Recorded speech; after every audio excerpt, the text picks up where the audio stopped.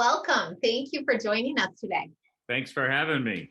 We're excited to reconnect with you since my old life as an analyst. You were one of the most colorful data center characters, so I knew I had to get you back on camera. It's just good to be here with you. Thank you. So Paul, for those in our audience who don't know you, maybe tell us a little bit about yourself and Heims Associates. Sure. So I'm the president and CEO of Heims Associates. We are a professional project management firm, feed developer, and we are we have several verticals, but probably the most of interest to your clients is we do a tremendous amount of work in the mission critical area, everything from infrastructure upgrades and refreshes to we're heavily involved with several $300-400 million, 40-50 megawatt builds. So been doing this for now, I think 38 years. So I know you guys are doing the math. I started when I was 3. And so back to the days when IBM was doing SBS and we were doing uplinks and downlinks and COs and for Verizon, et cetera, the predecessors to mission critical data centers. That's us. Great. We do work all over the country and in Canada. We have a fairly active practice in Canada. So Paul, COVID has definitely been, you hate to say this, but a tailwind to some businesses, and mission critical is no exception here. I guess I'm just curious from your seat, what you've seen. We haven't caught up in a bit since I left my old home, and I'm curious what the last, 10 months have been for you all. I think that we're experiencing the same thing everybody else is. You're right. The COVID has been quite a tailwind. There's a big question mark. I think still it's not as talked about as much as to whether or not this was a push forward. Did 22, 23 requirements get pushed into 2021? Those sort of things. 21 into 20. But clearly, we had a little bit of a blip last April. And when there were a little bit of shutdowns, but it wasn't literally but about 3 weeks before mission critical was defined as a critical infrastructure and things picked back up again pretty rapidly. And I would say that the pace of projects is absolutely every bit as intense as it ever was. And no news to anybody who's on this call, of course, the hyperscalers have dominated. That was a sea change in the industry from a lot of the colos to hyperscalers, much bigger deals. The little bit of color there is when we did Visa's data center here in Ashburn, I remembered when we were successful at that, I was with the team, we have got to get this data center because OMG, it's 19 megawatts day one. And we thought that was, and literally we were talking in the shop, there aren't going to be any more as big as this, and this was like one of the biggest things going. 38 meg, and we learned 30 gen sets, 30 Jennies up on that thing. And we were taking pictures of all these gen sets. Look at these things. And, and now that's just, de rigueur. We're building these things out at 40 and, some of the biggest one is 72 megawatts day one, handovers. So most of your customers are the hyperscalers, correct? We do a tremendous amount of work. Our clients are the folks like, Cloud HQ and the Digital Stacks, Vantages of the world, those sort of folks. Wells Fargo, your old stomping grounds as a client, the financials, the T. Rowe Prices of the world, and those sort of folks. But so yes, they do tend to be big users, whether they're the owner or whether they're the occupant. Got it. Okay. And which, I know, again, we met in Northern Virginia. You're sitting in Northern Virginia, if I'm hearing you right. That's home, yeah. Is that your major geography of focus for mission critical, or are you doing other geographies as well? We do a lot here, yeah. It's our home geography, but we've done work historically across the United States. We're active right now in Chicago and Santa Clara and Montreal, and Ashburn. Of course, Ashburn is ground zero. Right. Ashburn is the holy grail. And that begs the other question is what are you seeing in Ashburn right now? It sounds very good because there always was this view that Ashburn won't continue, trees don't grow to the sky, and that other geographies would take place. It sounds like from what I'm hearing from you, Ashburn's still moving forward on all cylinders. Well, it is, and that Ashburn is sort of being redefined now as Northern Virginia. I know that Buddy Reiser wouldn't like that very much, uh, but they're really the main market, of course, is Ashburn. The two peripheral markets to that are very close to Ashburn, Leesburg as a submarket, and then Prince William County, which is quite amazing. The growth out there has been mind blowing, and every EDA in the country would kill to have what's in Prince William, and people look at it and they go, "Well, it's not Ashburn," It's which is amazing given the depth. I mean, digital's out there, AWS in a huge way, cloud HQ in a huge way, Stack is out there in a huge way now. Copt is out there, Iron Mountain's out there, but it's just Microsoft owns some dirt out there now. And Microsoft's a huge tenant out there. QTS is out there. It's a very big market, but it's not Ashburn. And consequently, with the growth in Prince William and in Leesburg, even Buddy is talking more about Northern Virginia than his favorite data center alley moniker for Ashburn. Got it. Okay, good to hear. And then, in terms of further geography, and that's not going to stop, by the way, with TA Realty just announced up in Leesburg and et cetera. The Quantum guys are out there with the gigawatt campus, and TA with 300 megawatts just announced. And, these are big commitments. Digital, of course, has their Western lands.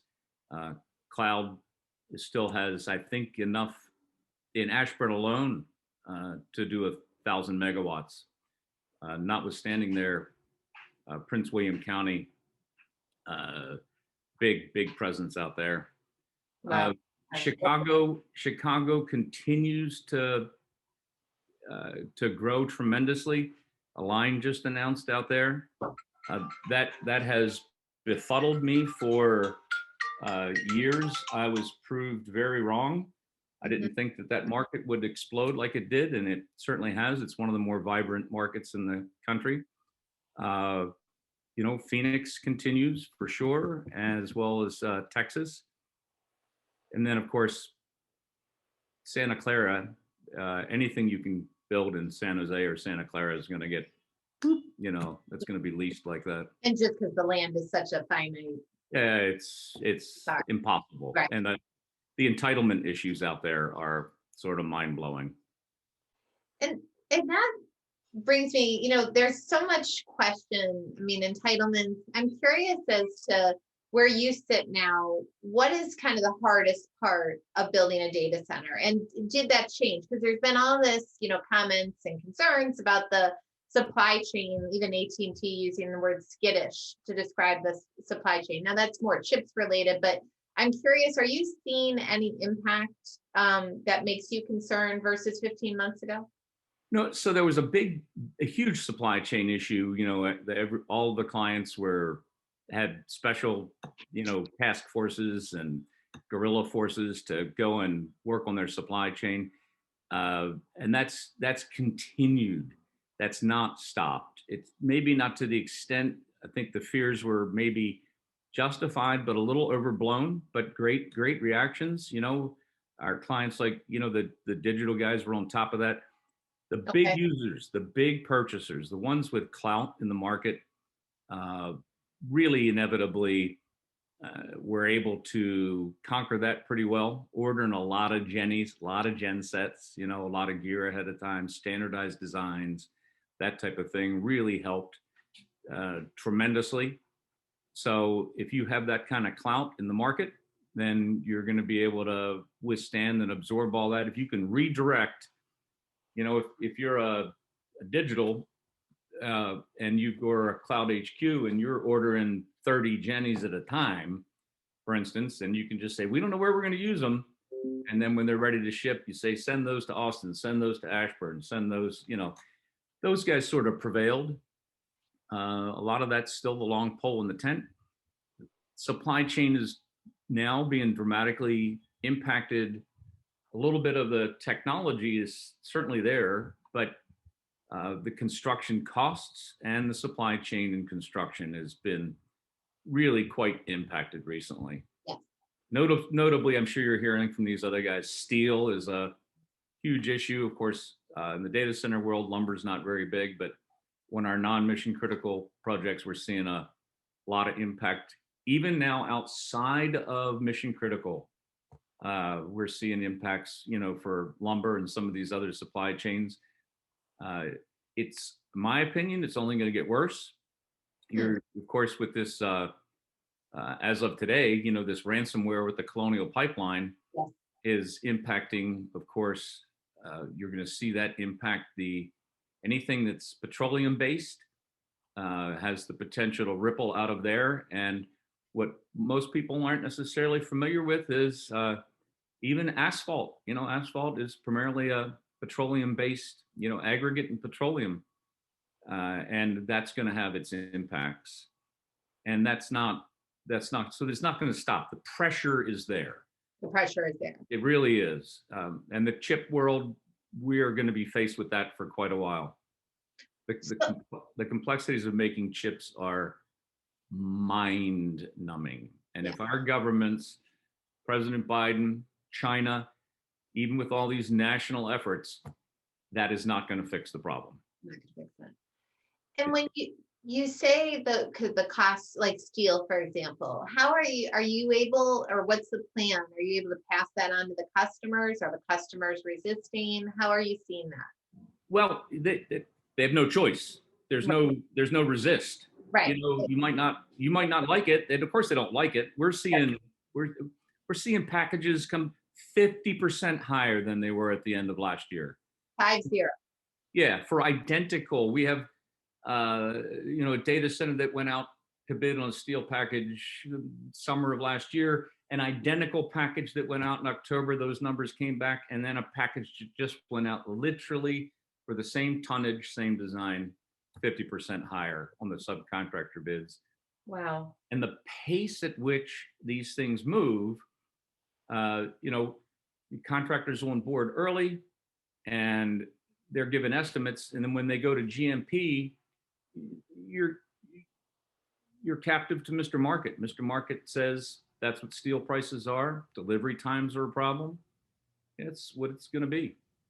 They don't have any choice. And so hopefully, if you're a developer or an owner, you haven't been caught in the squeeze, or a contractor, there. You've committed to a client based on a certain number, but hopefully, you're doing a yield deal, a yield on cost, as opposed to a fixed commitment.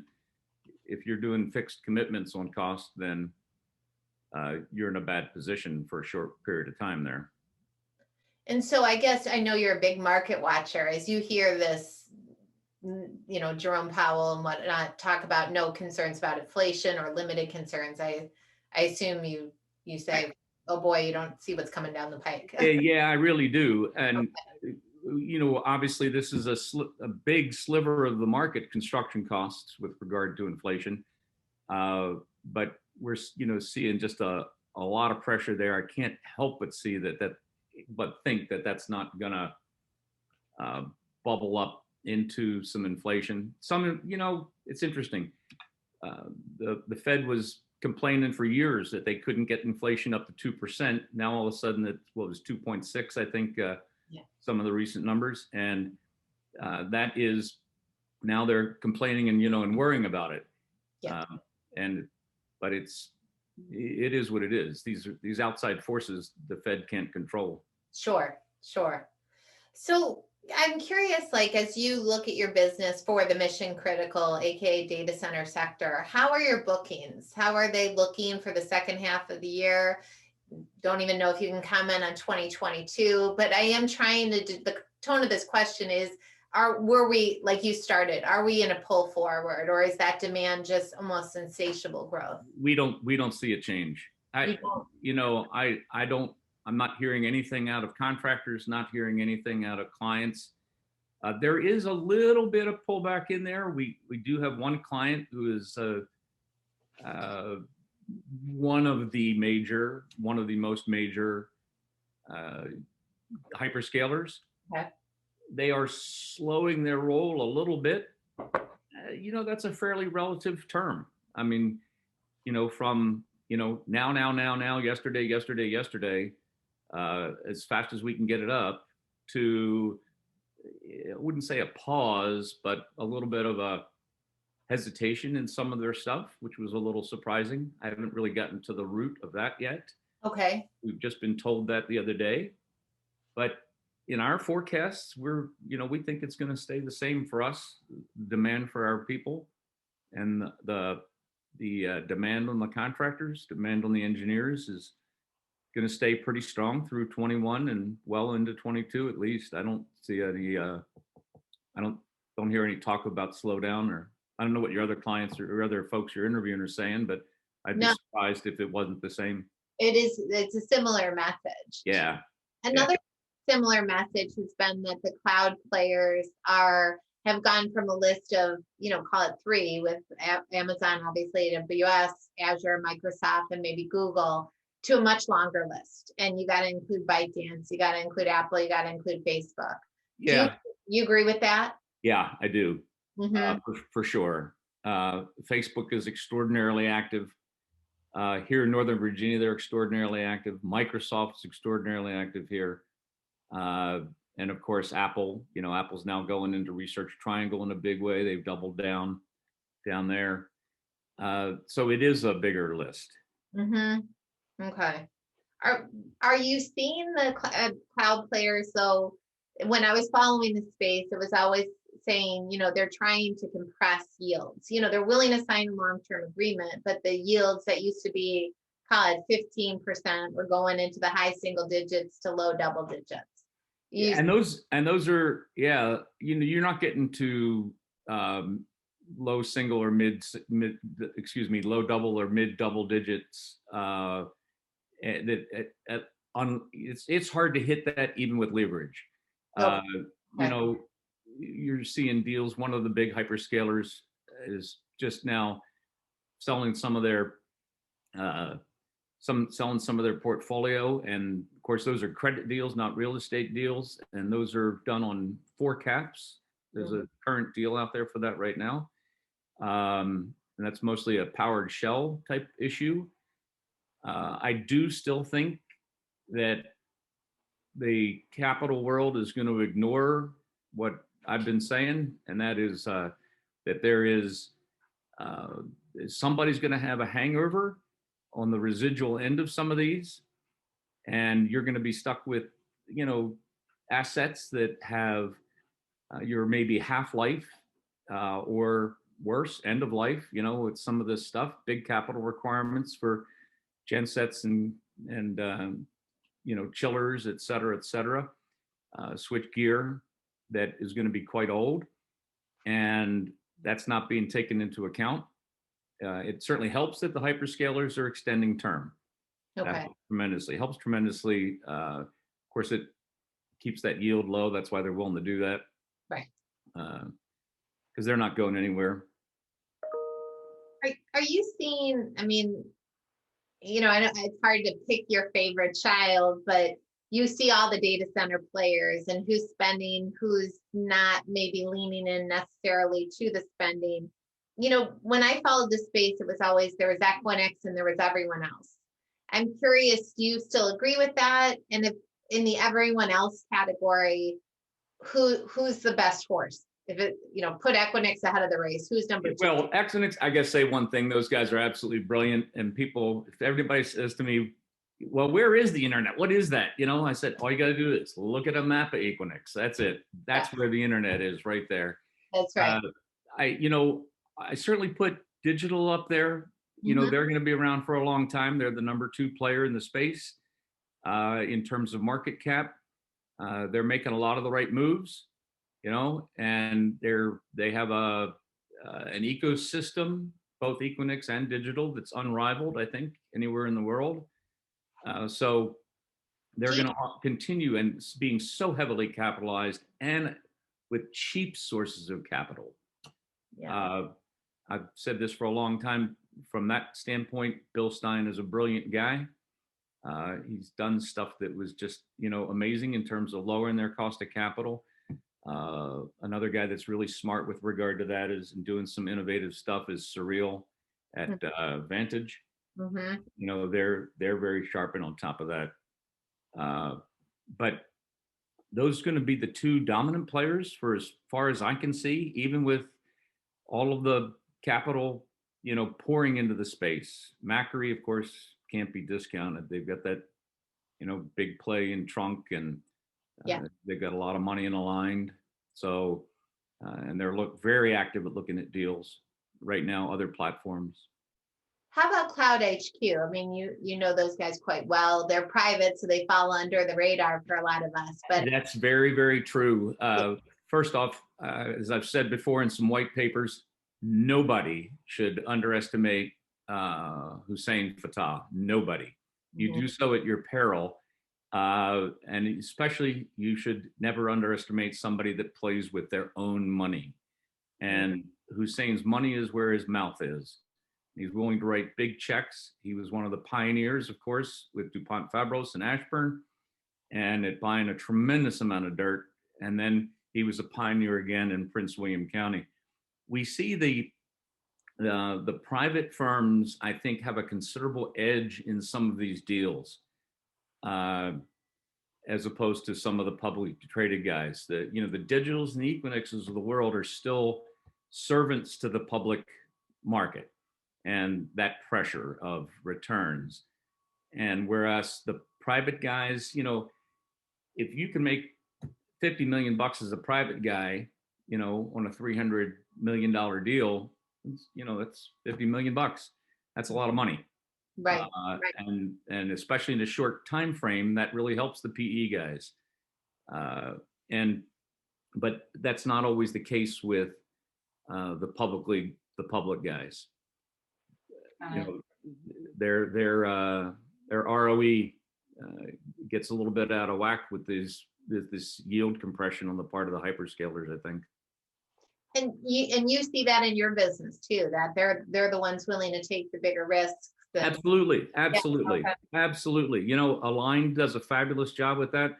You've got money like Macri out there, and these guys are an infrastructure fund they're extraordinarily well capitalized. They're very smart guys. And so they're willing to look at things over longer time frames than the other folks can do it. And that's pressure in the PE guys, because PE guys by nature are short term, Mm-hmm. They don't want to own for, much longer than 5 years, say. Whereas Macri bought the Chicago Expressway, and those are 10, 15 year deals. And, they're probably going to be holding them for that long. Yep. Okay. What about like the second tier of publics, like the QTSs, the Cyrus one? I mean, that's a fascinating conversation. That's more the conversation. And I don't have a very good crystal ball on that, but it's going to go somewhere. All of these players, the players who are really having some impact, like the aligned, certainly they're going to be an up and comer in a big way. QTS has done remarkably well. They've done much better than I would initially have thought they would have. Cyrus One has got, and I'm a shareholder in Cyrus One. I like those guys, but they've had quite a stumble over the last couple of years, and they're getting berated a bit in the markets for that. They're not running and gunning like they used to be. They're not taking the risks. The guys who are going to make the rewards are the ones who take the risks. And the private guys have an edge when it comes to deals. There's just no doubt about that. They can move a whole lot faster. The part of it is the nature of the beast. If you're an Equinix and you're a digital and you've got an infrastructure now and a whole bunch of folks, and there's a whole bunch of departments, and you've got a machine that has to weigh in on a lot of different places. Whereas you've got folks like, Hussein, who has the same team, the same guys, and can make stuff happen just this fast. Mm-hmm. He knows the team, knows the numbers, they're committed to him, same contractors, same engineers. He's got the same lenders. He's got the same folks. He just snap, snap, snap. And he's doing this on deals where all he has to do is change some of the terms or the names of the new project on a lease with whomever they're doing it with, and they can move very rapidly. Wow. I mean, digital can still deliver very rapidly, and they are, right? Right. But in terms of getting the deal done, and it's a lot with the PE guys, it can be a lot less friction if you're a user, and you're going to get a lot better deal in general out of those guys, I think. So pulling out your crystal ball again, I guess 5 years when we're doing this interview from now, or 10 years even, Paul. My crystal ball is just about that clear right there. But I was saying, who's the best positioned here? I mean, is it, you said the ones that are taking risks? Is that more on the private side? And then I guess who you mentioned, someone's going to get squeezed. Who's going to be taking the aspirin for the hangover? Right now, the rising tide is lifting all ships. It's really hard to say who's going to take the aspirin. We do see a lot of money, tremendous amount of capital pouring in. There are guys out there like the TAs and the Quantums doing these big deals. And I don't know that they're late. Well, they are later to the party, for sure. But, there's still going to be deals out there for them. One of the things that we see that clients, if you're a Facebook or if you're an AWS, fiber is going to come to you. You're going to, you can go wherever you want to, really, and get cheap electricity, get your TCO pressed down as long as you have the local workforce to support what you're doing. Some of them are going to bring enough volume in. Apple, wherever they go, that workforce is going to appear, and it will be there. The ecosystem that these large folks have is going to continue to be very attractive to users. Eventually, when we get to more and more, when the pipe gets bigger, when the fiber, the ability for that to carry more, and when the software gets sophisticated enough that you start to fail over and something goes wrong if you have an event. So you don't need tier 3 plus, tier 4 type stuff. You just fail over to your other data center. And if you can do it that quickly, then I think that's going to cause it's going to cause those type of users to go to folks with really good ecosystems, really good infrastructures. And the ones that have that, Trunk is a good example of that in APAC. Yeah. Equinix, of course, for their hyperscale, what do they call it? Their X scale, I think. Yeah. In Europe, in EMEA and APAC was where their big emphasis is right now, as opposed to the States for the hyperscalers, because everybody's crowding in here. You're starting to see other money come in. Younger is now coming into the U.S. But it does feel toppy in because you have an interesting seat versus any of us, because you see all these infrastructure money come in. Some would argue that signals the top of the market. From your seat, no, that runway is long. I do. I think the runway is, being a pilot. That's a great. I love that analogy. But the runway is a bit longer. But of course, as more capital piles in, you see folks that aren't necessarily making. I think they're not going to make the smartest decisions. They don't have the perspective that some of the very successful guys with big ecosystems have. And I think that's going to, you've from an investment standpoint, the Grahams of the world, the Buffetts of the world, the guys who are just strictly money guys and investment guys would still preach at you, you got to protect the downside. You got to protect the downside. And those are the guys who are positioned in protecting the downside. Yeah. When in digital's last earnings, when one of the analysts was griping at him about when are we going to see the bottom line growth from your top line growth. Part of it is, they've lost a lot of space from one of the hyperscalers, and that left a hole. Yeah. And that wasn't, what happened. Okay. The worst thing is they didn't grow as fast. But that hole didn't bring them down. It didn't have a huge negative impact. So those guys are fairly well positioned for that. And at some point, this is going to be cyclical. I've lived through the dot-bomb thing in the 2001, 2002. At some point the music stops, and the music, it's the guy that's left without the chair when the musical chairs are playing and the music stops. That you're talking about the hangover. Yeah. I think that's the music stopping is a little ways away. And of course that money is betting that they can get in there.